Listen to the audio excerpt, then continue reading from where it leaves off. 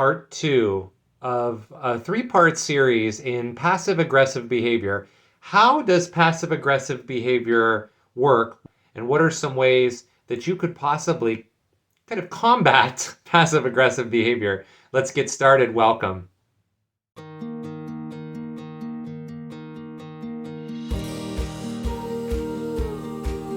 Hi, everybody. My name is Justin. Welcome back to my channel.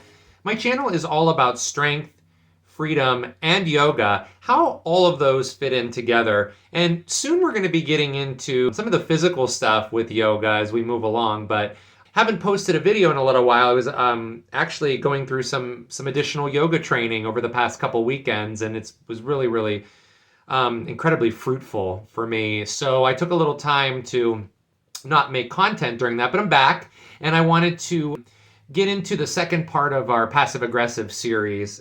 This second part really talks about some really tried and true examples of what you can do if you sense that some passive aggressive behavior is coming at you, and maybe how can you integrate that into your everyday life, maybe in what you say back or how you respond back. Because remember, we respond most of the time emotionally. We respond kind of subconsciously with the right side of our brain, which is really focused on more of the emotional side, more than we do on the left, which is more of a logic side of the brain. But how can we mix the two together? That's where yoga comes in. So I want to start by talking about yoga. I mentioned this in the last video, and I will link the last video in the description if you want to take a look back at part one.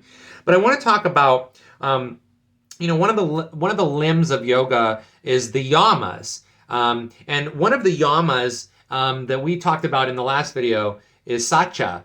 Really is all about being true to yourself. It's being real. And so the thread of how you practice yoga outside of the physical practice, where you're on your mat, maybe you're sweating, maybe you're doing restorative yoga, maybe you're doing something along the lines of yin yoga, doing something else that's you're working certain areas of your body other than muscles. Joints is what you would work in yin. So let's talk about a couple of examples of how you can take that limb, one of the yamas, satya, and put it into practice when you're dealing with some kind of passive aggressive behavior. So we're all guilty of passive aggressive behavior, right? You've done it, I've done it, we've all done it. We're all humans, and this passive aggressive behavior comes out sometimes without us knowing it, because remember, as I said, we move subconsciously through our days, not always consciously. We're not always consciously aware. It's like when you're driving your car and you think, how did I get from here to there? That's subconscious. So the first example that I had given in the last video is about an email that you would have gotten. So, or a text, it could be a text message, written form. So in written form, you may get an email or a text message that says something like, we need to talk, or I want to talk to you regarding that particular work project. Like if it's your boss and your boss says, I want to talk to you about your work. But they don't say what part of your work, because there's 10,000 parts of your work that are ingrained in what you're doing. And if your boss says, I want to talk to you about your work, then you suddenly think, well, what part of it is it? That's passive aggressive. If we are really being true and authentic, and we are really trying to be ourselves rather than nice, because there's a difference between niceness and being yourself. Being nice sometimes can be mistaken as people pleasing.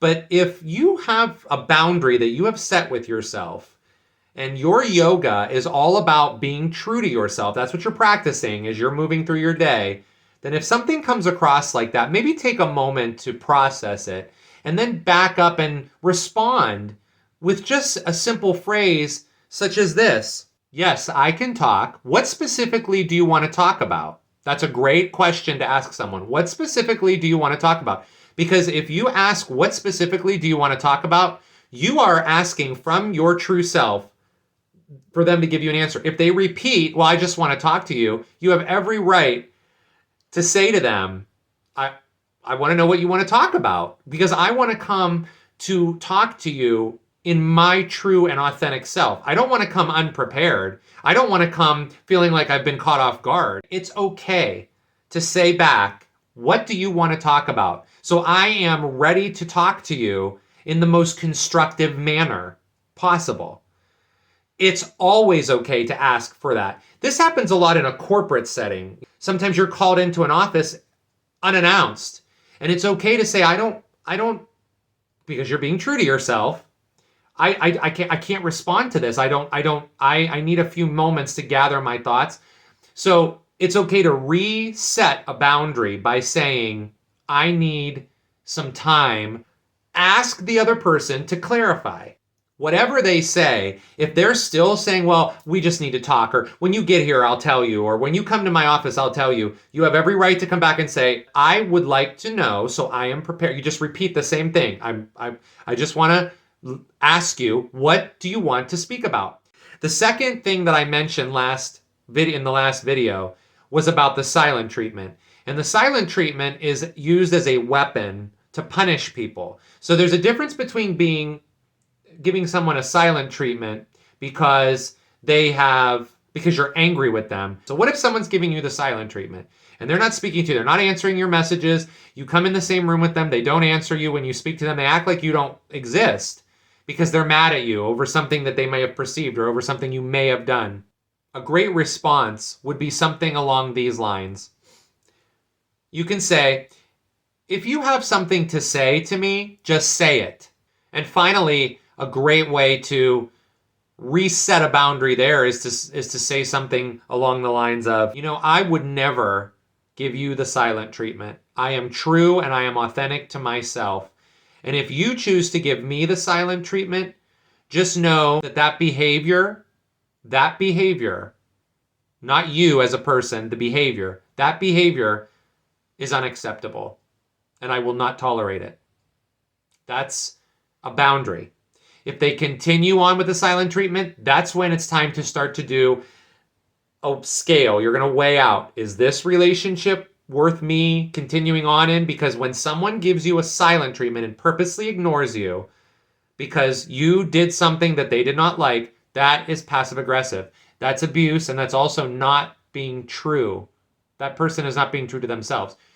The only way you can't teach people how to act. You can only show people through your example on what real love means. And love means being true and authentic, not cutting people off and punishing them by not speaking to them. That's passive aggressive. Celebrating yoga, celebrating satya, which is, again, true and authentic self, means you are going to speak to a person about what's on your mind and not shut them off so that they will give you more attention so that you will be the winner. Because this isn't a race, this isn't a contest, this is real life. And this stuff happens to people and it hurts people. And I'm here to let you know that you are enough and you don't have to be hurt. You have in you the true authentic self to come back up and say, I'm not going to put up with you not speaking to me in that manner. If you have something to say it. Or that behavior is not acceptable to me. And I will not tolerate that behavior. That's it.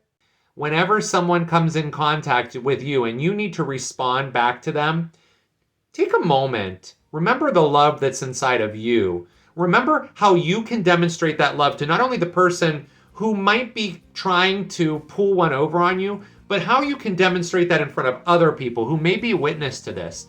Because the love that you give out, the yoga that you're practicing, can come back to you fully if you drop the metaphorical mask and you act in a true, authentic way. Thank you so much. Please, if you like these types of videos, give me a thumbs up on the video. I really appreciate that. Subscribe to the channel for more. I had a request come in from a viewer who wants to know about confrontation, and that's going to be coming up too. We're going to be doing 4 or 5 part series on confrontation with people and how yoga can really help you with confrontation skills. It's quite mind-boggling. It's really exciting. See you on the next one, everybody. And until then, this is Justin. We'll see you soon.